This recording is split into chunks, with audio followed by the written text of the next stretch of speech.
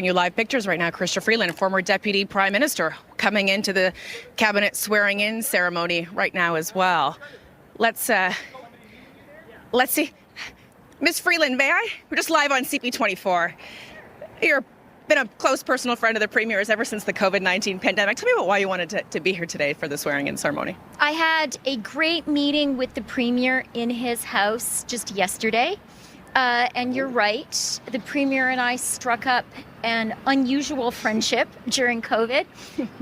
We called each other's therapist. And I think that is really good news for Canada. I think Canada works best when we can work across party lines, when, a Liberal at that time, Deputy Prime Minister can work with a Conservative Premier. We work for the same people. We represent the same people, and at the end of the day, our job is to work for Canada. When the Premier invited me here today, I was first of all touched, so thank you very much, Premier Ford, for inviting me.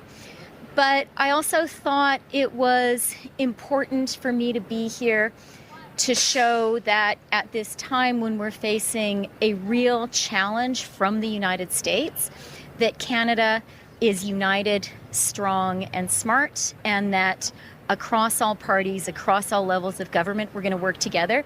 And then the final thing I'll say is the Premier and I had a great conversation yesterday about things we can do together to make Canada stronger.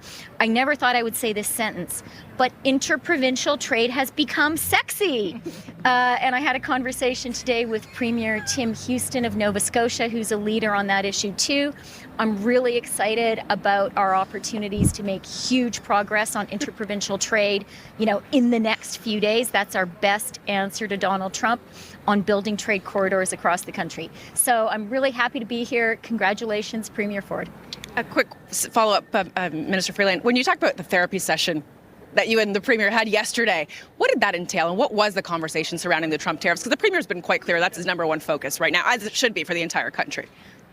I'm not going to speak for the Premier, but from my perspective, and he's more than capable of speaking for himself, but from my perspective, our conversation yesterday was about how Canada can be and must be united, strong, and smart, and that our best answer to President Trump is for us to do everything in our power to make our country stronger. That starts with getting rid of interprovincial trade barriers. It costs us nothing, and it can increase our GDP by 4%.